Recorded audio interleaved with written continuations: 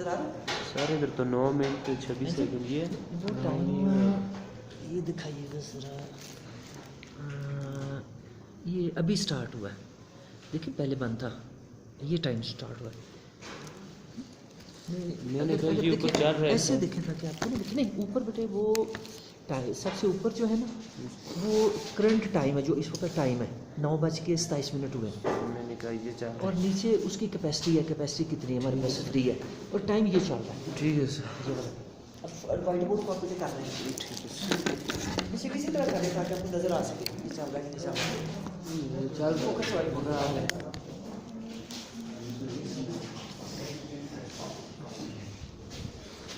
अच्छा बेटे अब इधर तो जो करें आयनिक करैक्टर हमारा नेक्स्ट टॉपिक है। आयनिक के लफ्ज़ से बेटे वाकई में पहले से यस सर। आयन से लफ्ज़ निकला है और जो है आयन किसे कहते हैं बेटे?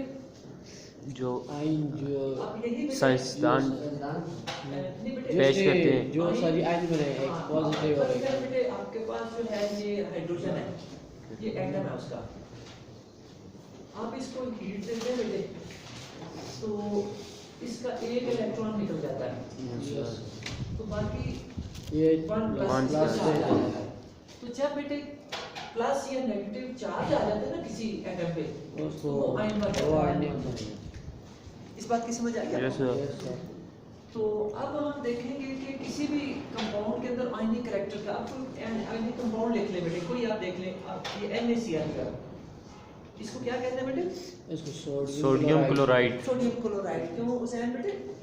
ये जो भी हम नमक इस्तेमाल करते हैं ना साल्ट घर में, यस सर। उसको केमिस्ट्री में सोडियम क्लोराइड कहते हैं। तो ये बेटे आयनिक कंपाउंड है, ठीक है? तो इसमें जो है आप इसको अगर सामने रखें तो दूसरी चीज है यहाँ करैक्टर। करैक्टर का क्या मतलब है बेटे? किरदार। कि उसकी जो हाँ वही लफ्ज़ जिस तरह कल भी डिस्कस हुआ था बेटे, Yes, करैक्टर sir. का लफ्ज़ कि कोई कैसा है, कैसे उसकी सिफात कैसी कैसी है, है। हाँ उसमें क्या क्वालिटीज हैं, उसको करैक्टर कहा जाता है। अब हम देखेंगे कि किसी भी कंपाउंड को हम देखना है कि आयन के लिहाज से कि वो आयनिक कितना है, उसका आयनिक करैक्टर क्या है। उसके लिए बेटे आपने ये कुछ चीज़ें याद रखनी है। इलेक्ट्रोनेगेटिविटी का एक कंसेप्ट आपने याद रखना है। Yes sir. आप इससे वाकिफ होंगे बेटे इलेक्ट्रोनेगेटिविटी से? पहले तो कई दफ़ा इसका तज़किरा हुआ है हमारी क्लास में। Yes sir. इलेक्ट्रोनेगेटिविटी बेटे किसी बच्चे को अगर याद हो तो हैंड रेज करें। शाबाश बेटे बताएं। सर जब दो एटम एक दूसरे को आपस में अट्रैक्ट करते हैं। हाँ शाबाश सर बेटे अभी देख लीजिए आपके पास HCl की एग्जांपल है। तो इनके दरमियान बेटे बॉन्ड बना है वैसे बेटे इलेक्ट्रॉन्स की शेयरिंग से, 2 इलेक्ट्रॉन इनके दरमियान है जिनको अगर इसको ज्यादा वाज़ेह करें तो एक बेटे ये हाइड्रोजन का इलेक्ट्रॉन है और एक क्लोरीन का, ये बॉन्ड बना है। अब इस बॉन्ड बनने के बाद दोनों एटमों की कोशिश होती है कि ये इस इलेक्ट्रॉन पेयर को अपनी तरफ खींचे, ठीक है? तो हर एटम की इस पेयर को खींचने की पावर डिफरेंट होती है। जिस तरह आप लोगों को भी देखते हैं ना, हर बंदे की पावर डिफरेंट होती है किसी चीज को खींचने की। इसी तरह अपने एटमों का हाल है। हाइड्रोजन की पावर और है इसको खींचने की, क्लोरीन की पावर और है। तो अब इस जो जिसकी पावर ज्यादा होती है, अब इन दोनों के अंदर बेटे क्लोरीन की पावर ज्यादा है खींचने की, तो लिहाजा ये जो पेयर है क्लोरीन के ज्यादा करीब हो जाता है और हाइड्रोजन में ज्यादा थोड़ा डिस्टेंस पे चला जाता है। समझ आ रही बात की? Yes sir.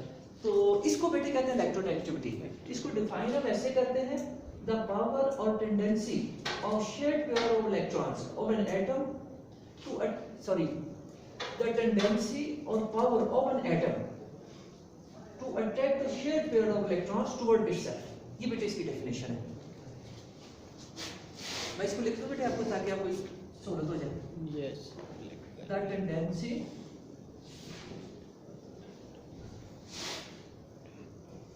टेंडेंसी कह सकते हैं बेटे, या आप इसको पावर भी कह सकते हैं। बुक्स में आमतौर पर टेंडेंसी का लफ्ज़ यूज होता है, तो पावर का लफ्ज़ मैं आपको समझाने के लिए इस्तेमाल करता हूँ ताकि आपको समझ आ सके बात। The tendency of an atom, ये देखिए ये भी एटम है बेटे, ये भी एटम है। Yes sir. इनकी टेंडेंसी या इनकी power to attract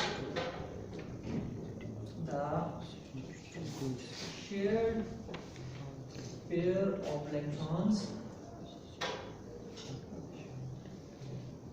towards itself.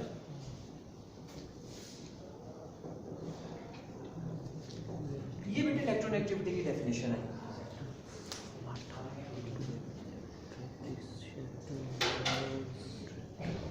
अब जो है अगर बेटे इलेक्ट्रोनेगेटिविटी की वैल्यू यानी इसकी बेटे वैल्यू होती है, जिस तरह हाइड्रोजन की इलेक्ट्रोनेगेटिविटी बेटे होती है 2.2 होती है, क्लोरीन की क्या होती है 3.1 होती है। इसी तरह बेटे बाकी जो आइटम्स हैं हर की अपनी अपनी इलेक्ट्रोनेगेटिविटी की वैल्यू है। आप पीरियोडिक टेबल देखेंगे ना तो वहाँ आप ये चीज़ नोट करेंगे, वहाँ इलेक्ट्रोनेगेटिविटी वैल्यूज भी दी हुई हैं कि हर एलिमेंट की क्या इलेक्ट्रोनेगेटिविटी है। तो अगर बेटे इनका डिफरेंस लें आप, डिफरेंस का मतलब जो ज़्यादा जिसकी इलेक्ट्रोनेगेटिविटी है उसमें से थोड़ी इलेक्ट्रोनेगेटिविटी माइनस करें, तो इसमें से बेटे अगर ये माइनस करें तो हमारे पास क्या आंसर आता है 11 में से 2 बेटे 9 और इधर 0 आ जाएगा, ठीक है 0.9 आ गया। क्या बेटे समझ आई बात की कि नहीं? ये थोड़ा सा बेटे उल्टा लिखा गया है, आप ऐसे लिखिए तो 3.1 माइनस 2.2, इसको माइनस करेंगे तो आपके पास क्या आंसर आएगा 0.9। यानी यहाँ से बेटे आप कैरी कर लेते हैं ना, यहाँ 2 रह गया, कैरी किया 11 में से 2 बाकी 9 और 2 में से 2 बाकी 0। ये ऐसे बेटे किया, ये माइनस किया, दोनों को सब्ट्रैक्ट किया। तो अगर बेटे ये दो बॉन्डेड एटम्स का जो इलेक्ट्रोनेगेटिविटी का डिफरेंस है अगर बेटे 0.9 आता है, 0.9 या 0.9 से नीचे वैल्यू आती है, तो फिर हम कहते हैं कि आयनिक करैक्टर नहीं है, आयनिक करैक्टर नहीं है। लेकिन अगर वैल्यू आती है बेटे 0.9 से लेकर 1.7 के दरमियान, 0.9 से लेकर 1.7, फिर हम कहते हैं कि सम आयनिक करैक्टर है, सम आयनिक करैक्टर पाया जाता है। और अगर बेटे ये वैल्यू इलेक्ट्रोनेगेटिविटी डिफरेंस की 1.7 से ग्रेटर आ जाए तो हम कहते हैं कि ये कंपाउंड आयनिक है, यानी प्योर आयनिक कह सकते हैं, इसको फुल आयनिक कह सकते हैं। तो ये आयनिक करैक्टर का बेटे मतलब है। कोई बेटे क्वेश्चन हो इसके वाले से?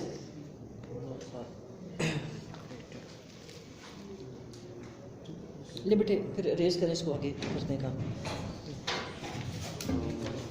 अच्छा बेटे एक और चीज़ मैं आपको बता दूं, मेरी कल प्रिंसिपल साहब से मुलाकात हुई थी, तो वो बता रहे थे कि हमारी जो केमिस्ट्री की क्लास है वो चलेगी जो है ना यकम तक, फर्स्ट तक। तो फर्स्ट को हो सकता है क्लास हो सकता है ना, यानी ये मैं आपको लास्ट डे को हो सकता है कि इन्फॉर्म करूँ, है यानी इस महीने की 30 तक, ये जो नवंबर महीना है ना, इसकी 30 तक हमारी केमिस्ट्री की क्लास चलेगी। तो जो है मतलब कि फिर इंशाल्लाह ताला ये छुट्टियों के बाद है। बाकी मैंने तजवीज़ दी थी कि छुट्टियों के अंदर बच्चों की ऑनलाइन क्लास का कोई इत्तेमाम कर लिया जाए, तो वो अभी तक मुझे पॉजिटिव उसका आंसर नहीं मिला। अगर वो मिला तो बेटे मैं आपको इन्फॉर्म कर दूंगा। हाँ फिर तुम्हारे सर जी 4 चैप्टर भी नहीं होंगे। अगर हम 4 चैप्टर बहुत काम करें तो हो सकता है हर रोज़ 3-4 टॉपिक पढ़ें तो 4 चैप्टर हो जाएंगे, क्या पता फिर छुट्टियों के बाद जल्दी पेपर हो जाए सर। छुट्टियों के बाद पेपर पढ़ा बेटे आपके किस महीने में होते हैं फाइनल? फाइनल तो सर 4थे महीने में होते हैं और 3रे महीने में हमारी जो छुट्टियाँ होती हैं। नहीं, आपके पेपर जो फाइनल हैं बोर्ड के वो नहीं पता सर अभी। कोई अंदाज़ा नहीं आपको पिछले साल कब हुए थे? पिछले साल तो सर मई नहीं हुए, अप्रैल के लास्ट या मई के स्टार्ट, यानी सिर्फ अप्रैल का महीना आपके पास।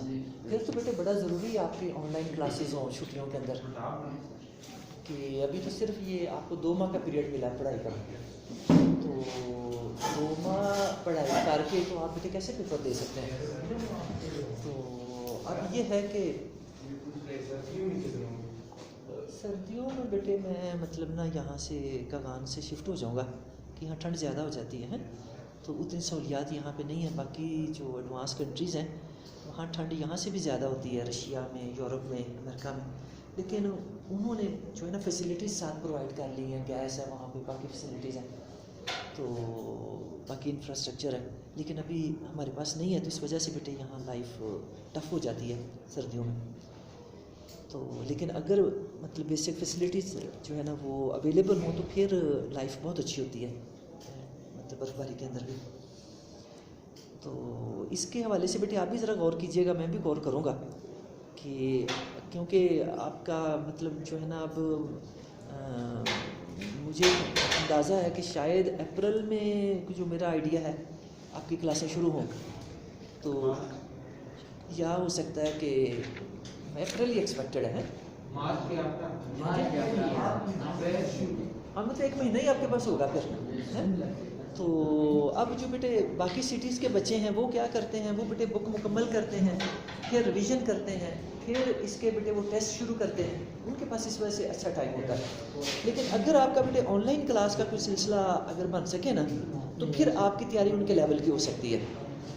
तो लेकिन अगर बेटे वो सिलसिला ना बना है जी, तो फिर मैं देख रहा हूँ कि जब हमारी रेगुलर क्लास हो रही है तो बच्चे नहीं जाके घर पढ़ रहे, तो छुट्टियों में ये कहाँ पढ़ेंगे, और फिर वही साथ ही पहले हमारा चला आ रहा है यहाँ का। तो ये बेटे बड़ी मतलब एक जो है ना दुख वाली बात है। तो इस वाले से बेटे गौर कीजिएगा कि छुट्टियों के अंदर अगर कोई सिलसिला हो सके ना, मैं तो विलिंग हूँ कि अगर छुट्टियों में इजाज़त मिलती है ना ऑनलाइन क्लास की, तो मैं विलिंग हूँ कराने के लिए है। तो लेकिन इसमें बेटे मेरे अकेला का जो है ना वो नहीं मर्जी चलनी, इसमें इदारे की भी पार्टिसिपेशन हो, आपकी भी हो, तो फिर ये हो सकता है। हाँ मैं बेटे ये कमान से बाहर चला जाऊँगा है, या इस्लामाबाद हो सकता हूँ, या मतलब ना उसके आसपास। तो अच्छा बेटे ये डाइपोल मूवमेंट आगे हमारा टॉपिक आ रहा है।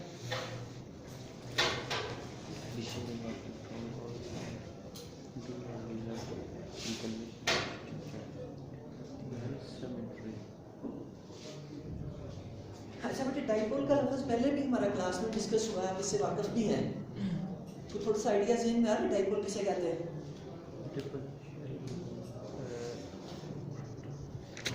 अच्छा बेटे आप ये समझे कि डाई का मतलब होता है टू, ठीक है, और पोल का क्या मतलब होता है? पोल बेटे आप अपने ही वॉलीबॉल के जो पोल नहीं लगे हुए दोनों हैं, हाँ इनको पोल कहते हैं। तो अब डाईपोल का मतलब दो पोल, ठीक है। तो अब आगे मूवमेंट जो है ये मेजरमेंट को उसी मिकदार को कहते हैं, क्वांटिटी को कहते हैं। मूवमेंट जो है ये क्वांटिटी को ज़ाहिर करते हैं। इसके लिए बेटे आप एग्जांपल में HCl की ले रहे हैं, इसमें वही बेटे जो अभी हमारी बात हुई थी कि क्लोरीन की जो इलेक्ट्रोनेगेटिविटी है ग्रेटर होती है और हाइड्रोजन की कम होती है। इस वजह से ये क्लोरीन क्या करता है कि ये जो इलेक्ट्रॉन का पेयर है, ये असल में जो लाइन हम डालते हैं ना, ये 2 इलेक्ट्रॉन होते हैं। ये 0 बेटे इलेक्ट्रॉन को ज़ाहिर करने के लिए लगाया हमने। ये छोटे बेटे आप आगे आ जाओ, हाँ बेटे आप आगे आ जाओ। अच्छा बेटे ये 0 भी हमने इलेक्ट्रॉन को ज़ाहिर करने के लिए लगाया, क्रॉस भी इलेक्ट्रॉन ज़ाहिर करने के लिए। ये ज़ाहिर कर रहा है कि 0 हाइड्रोजन का इलेक्ट्रॉन है और क्रॉस जो है क्लोरीन का। तो ये जो लाइन है बेटे ये मैं बता रहा हूँ कि 2 इलेक्ट्रॉनों को ज़ाहिर कर रही है। तो क्लोरीन की इलेक्ट्रोनेगेटिविटी वैल्यू ज़्यादा होती है, वो इलेक्ट्रॉनों को अपनी तरफ खींच लेती है, और हाइड्रोजन का मैंने अभी भी आपको बताया था इलेक्ट्रोनेगेटिविटी कम है, तो ये थोड़ा सा डिस्टेंस पे हो जाता है और दोनों जो इलेक्ट्रॉन है क्लोरीन के ज़्यादा करीब हो जाते हैं। तो जब बेटे इलेक्ट्रॉन क्लोरीन के करीब हो जाते हैं तो इस पे पार्शियल नेगेटिव चार्ज आ जाता है, क्योंकि इलेक्ट्रॉन पे आप जानते हैं क्या चार्ज होता है, इलेक्ट्रॉन में नेगेटिव। हाँ इलेक्ट्रॉन पे क्या चार्ज होता है, नेगेटिव।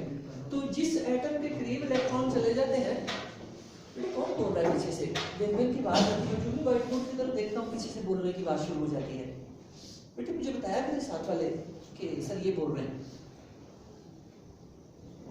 अच्छा ये बेटे देखें कि जिसकी तरफ इलेक्ट्रॉन ज्यादा अट्रैक्ट हो जाते हैं उस पे इलेक्ट्रॉन पे नेगेटिव चार्ज होने की वजह से पार्शियल नेगेटिव चार्ज आ जाता है, और जो इलेक्ट्रॉन से दूर होता है उस पे पॉजिटिव पॉजिटिव चार्ज आ जाता है, क्योंकि पॉजिटिव शो करता है इलेक्ट्रॉन की डेफिशिएंसी। पॉजिटिव किस चीज को शायद जाहिर कर रहा है, deficiency of electron. Of electron.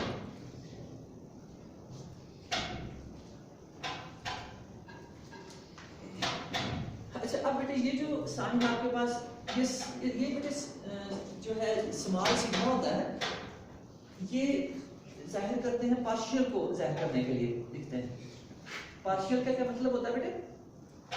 Partial को जुज़वी आप उर्दू में कहते हैं, यानी जो चीज फुल ना हो, थोड़ी स्मॉल क्वांटिटी किसी चीज को, उसको कहते हैं पार्शियल क्वांटिटी, थोड़ी अमाउंट। तो ये चूंकि पूरा चार्ज नहीं जाता, थोड़ा जाता है, तो इसलिए बेटे ये पार्शियल का लफ्ज इनके साथ लिखते हैं। इसमें पार्शियल नेगेटिव चार्ज आ जाता है, उसमें पार्शियल। तो इस तरह आप देखेंगे बेटे ये दो पोल बन जाते हैं। अब जो है अगर देखें तो ये और इसको बेटे रिप्रेजेंट करते हैं पॉजिटिव से नेगेटिव की तरफ। जो साइन है एरो का बेटे वो हम नेगेटिव की तरफ रखते हैं, और जो टेल है इसकी वो पॉजिटिव। और साथ बेटे ये डाल भी देते हैं जिससे किसी कदर पता चलता है कि ये पॉजिटिव साइन है। ये सर आप सोलर का आपकी इसको मजीद याद रखने के लिए कि ये एक तरह का पॉजिटिव बन जाता है ऐसे लाइन डालने से। इससे इसको याद करते हैं डाइपोल मोमेंट को। और इसको जो है एक बेटे ये म्यू का एक लफ्ज है, ये पहले भी हमने पढ़ा हुआ है, MEU म्यू का एक लफ्ज है। ये इस्तेमाल करते हैं डाइपोल मोमेंट को रिप्रेजेंट करने के लिए। तो अब हम इसी को लिखते हैं कि म्यू इज इक्वल टू, इसकी क्वांटिटी बेटे डाइपोल मोमेंट की क्या निकलती है, ये जो चार्जेस हैं दोनों पे, इनका प्रोडक्ट अगर हम चार्ज को क्यू से रिप्रेजेंट करें, किसके लिए बेटे? चार्ज के लिए। अब देखेंगे कि फिजिक्स केमिस्ट्री में ना चार्ज को आमतौर पे क्यू से जाहिर करते हैं, स्मॉल क्यू से, कैपिटल क्यू से भी जाहिर करते हैं। तो अगर बेटे ये चार्ज के प्रोडक्ट को मल्टीप्लाई कर दिया जाए, ये जो डिस्टेंस है इनके दरमियान, यहाँ से लेकर यहाँ तक डिस्टेंस से मल्टीप्लाई कर दिया जाए चार्ज को, तो हमारे पास म्यू की वैल्यू आ जाती है डाइपोल मोमेंट की। ये इसकी बेटे इक्वेशन है। और आप जानते हैं कि चार्ज के क्या यूनिट होते हैं? चार्ज के यूनिट होते हैं कूलम, और डिस्टेंस के क्या यूनिट होते हैं? डिस्टेंस के मीटर। शाबाश। तो इसके बेटे डाइपोल मोमेंट के क्या यूनिट हो जाएंगे? कूलोमीटर। तो ये आपके सहूलियत के लिए बेटे मैंने इस तरह लिखा है, लेकिन अगर आप इसको जो है शॉर्ट करके लिखेंगे तो CM लिखेंगे, C कैपिटल, क्योंकि कूलम साइंटिस्ट का नाम था। और आप जानते हैं कि जो प्रॉपर नेम है उनको कैपिटल लिखा जाता है, उनका पहला जो लेटर है, तो C को कैपिटल लिखिए और M मीटर के लिए आप M को स्मॉल जो है लिख दें। कूलम मीटर इसका यूनिट है। और एक और बेटे इसका यूनिट इस्तेमाल होता है, उसको डिबाई कहा जाता है, DEBY। डिबाई बेटे असल में एक साइंटिस्ट था जो कि नीदरलैंड का था बेसिकली, लेकिन बाद में अमेरिका शिफ्ट हो गया था। तो उसने इस पे काम किया था, लिहाजा उसके जो है नाम की वजह से ही इसको जो है इसके एक यूनिट को म्यू के unit of dipole moment mu equals to debye भी कहते हैं बेटे। इसको कैपिटल D से भी किया जाता है और कभी पूरा डिबाई भी लिख देते हैं। तो ये MCQs में बेटे आपको क्वेश्चन आ सकता है, इसलिए मैंने ये बता दिया ताकि जो है आपके नॉलेज में रहे।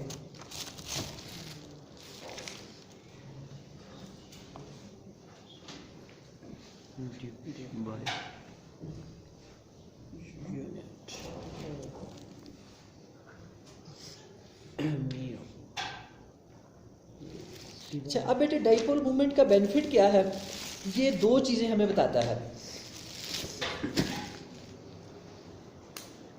यानी अब आप कह लें कि यूजेस ऑफ डाइपोल मोमेंट। पहला यूज है बेटे इसका कि ये हमें आयनिक करैक्टर बताता है कि किसी भी कंपाउंड के अंदर आयनिक करैक्टर कितना पाया जाता है। आयनिक करैक्टर का इससे पहले टॉपिक था हमारा कि वो कंपाउंड कितना आयनिक है, ठीक है। एक ये चीज बेटे बताता है, और दूसरी चीज हमें ये ज्योमेट्री ऑफ मॉलिक्यूल्स बताता है, ज्योमेट्री ऑफ मॉलिक्यूल्स। अच्छा, अब बेटे ज्योमेट्री ऑफ मॉलिक्यूल्स के हवाले से आप देखें कि हमारे पास वाटर का मॉलिक्यूल है H2O। ये आप जानते हैं कि ऑक्सीजन के साथ दो हाइड्रोजन के जो है लगे होते हैं। एक बेटे ये भी सूरत बन सकती है कि हाइड्रोजन के एटम इस तरह से लगे हो, और एक सूरत ये बन सकती है कि इस तरह से लगे हो। तो अगर बेटे इस तरह से लगे हों तो इनका जो नेट चार्ज है इन पे जीरो आना चाहिए, क्योंकि ये दोनों ऑपोजिट डायरेक्शन में हैं। तो इसका जो है बेटे डायरेक्शन ये होगी, क्योंकि ये इस पे पार्शियल नेगेटिव होता है और H पे पार्शियल पॉजिटिव होता है, तो इसकी डायरेक्शन ये होगी। तो ये दोनों ऑपोजिट और इक्वल होने की वजह से कैंसिल कर देंगे। इस पे नेट जो डाइपोल मोमेंट है इसका, अगर ये स्ट्रक्चर हम मान जो है ले तो नेट डाइपोल मोमेंट इसका जीरो आएगा, क्योंकि दोनों कैंसिल कर देते हैं साइड। लेकिन अगर इस तरह का लें तो इसमें पार्शियल पॉजिटिव आएगा, इस पे पार्शियल नेगेटिव आएगा, इस पे भी पार्शियल पॉजिटिव आएगा। इसकी डायरेक्शन जो है ये वाली होगी और इसकी डायरेक्शन जो है ये वाली होगी, ठीक है। तो इसमें कुछ ना कुछ क्वांटिटी इसकी आएगी, और जो कि एक्सपेरिमेंटली हमें वाटर का डाइपोल मोमेंट निकलता है, हमारे सामने आता है। तो इससे हमें पता चलता है कि कौन सी ज्योमेट्री की शेप मॉलिक्यूल की ठीक है, यानी जो मॉलिक्यूल की ज्योमेट्री है वो डाइपोल मोमेंट हमें गाइड करता है। Yes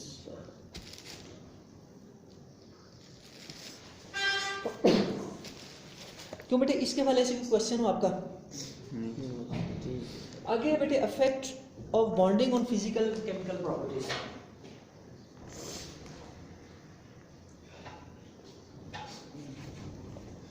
effect of bonding on physical and properties. अच्छा, अब बॉन्डिंग से तो बेटे आप वाकिफ हैं। अब इसके लिए बेटे मुझे एग्जांपल ले लें। आपके पास ये ACl के बेटे मॉलिक्यूल्स हैं,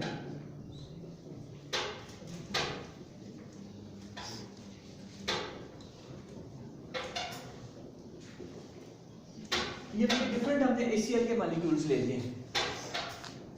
तो अब ये इनके दरमियान आप जानते हैं बेटे ये बॉन्ड सिंगल बॉन्ड बने हुए, इलेक्ट्रॉन्स मौजूद हैं। और अभी बेटे बात जो हम कर रहे थे कि इन पे जो बेटे कोवलेंट बॉन्ड्स हैं उनके अंदर डायरेक्शन होती है, उनके अंदर डाइपोल बना होता है, जिसका अभी हमने टॉपिक पढ़ा है। इस पे पार्शियल नेगेटिव होता है, इस पे पार्शियल पॉजिटिव, इस पे पार्शियल पॉजिटिव, इस पे पार्शियल नेगेटिव, इस पे पार्शियल नेगेटिव,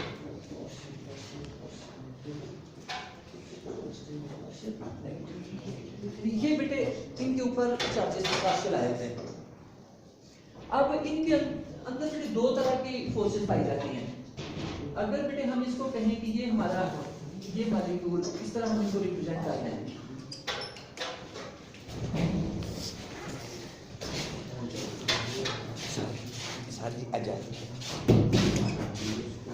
अच्छा, इससे आपको ज्यादा समझ आएगी कि ये आपके पास HCl के बेटे डिफरेंट मॉलिक्यूल्स हैं, ठीक है।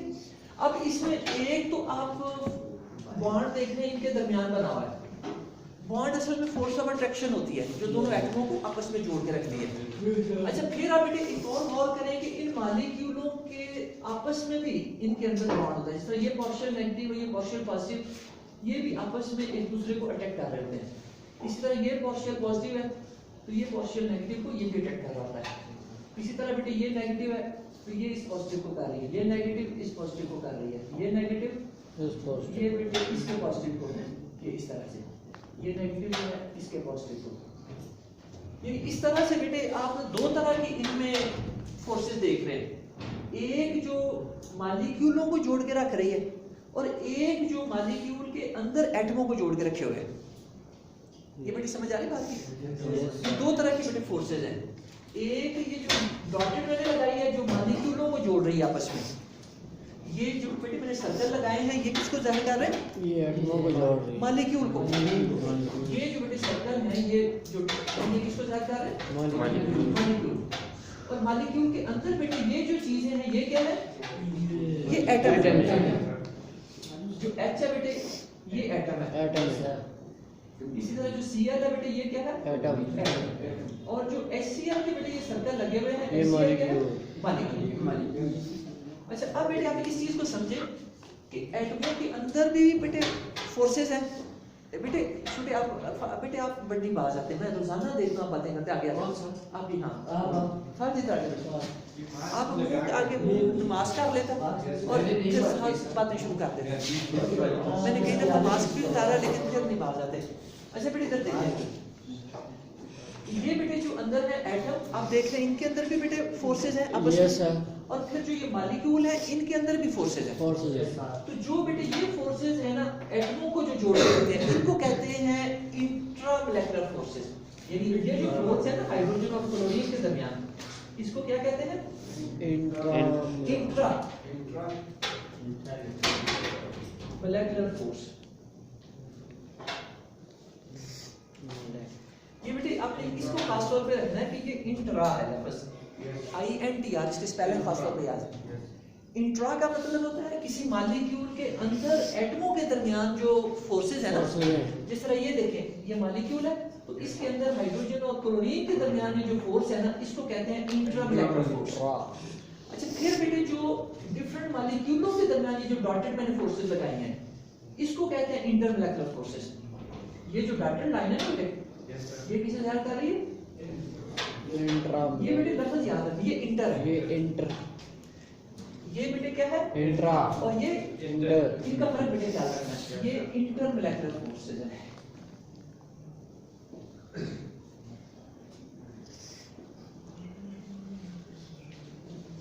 अब इन दोनों का बेटे जहां आपने फर्क समझ लिया है तो अब आगे इनका समझें कि बॉन्डिंग के अंदर क्या इफेक्ट होता है।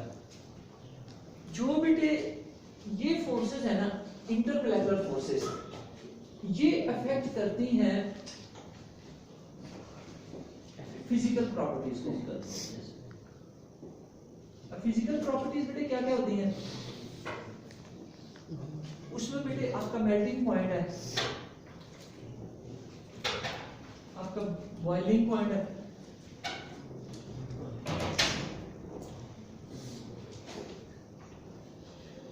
इसमें आपकी डेंसिटी आ जाती है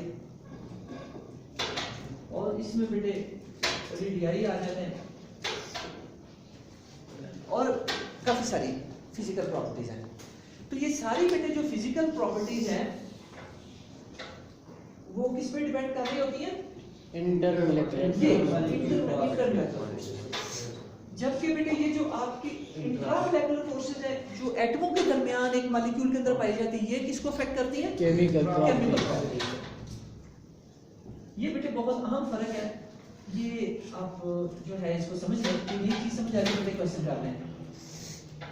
यानी केमिकल प्रॉपर्टीज क्या होती है? Properties in which some chemical change occurs.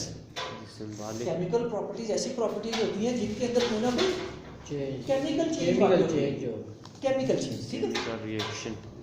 और जो फिजिकल प्रॉपर्टीज है बेटे इसमें कोई केमिकल चेंज नहीं होती, इसमें सिर्फ उसकी फिजिक में फर्क आता है, उसके अपीयरेंस में फर्क आता है। एक आइस थी उसको आपने हीट किया तो वो लिक्विड में कन्वर्ट हो गई, वाटर में हो गई, वाटर को किया तो वो वेपर में कन्वर्ट हो गई। ये उसकी फिजिकल स्टेट चेंज हो रही है लेकिन वो केमिकल नहीं बेटे नहीं। ये मैं बता रहा हूँ कि जो इंट्रामोलेकुलर फोर्सेज है ना ये केमिकल प्रॉपर्टीज को अफेक्ट करती हैं जबकि जो इंटरमोलेकुलर फोर्सेज हैं वो फिजिकल प्रॉपर्टीज को अफेक्ट करते हैं। ये बेटे आपका टॉपिक था। इसके बाद बेटे solubility of ionic and covalent compounds. अच्छा बेटे ये वाली साइड इरेज करते हैं।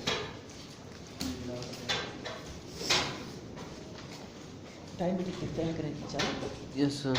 इसका भी ख्याल रखना है कि ये भी कहीं हिले ना, नहीं चार्जिंग भी हो रही है। ठीक है सर। चल रहा है।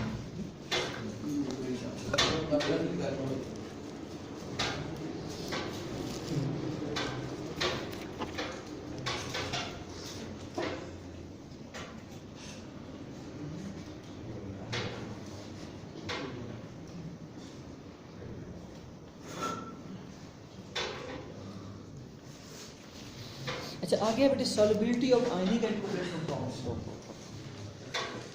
सॉल्युबिलिटी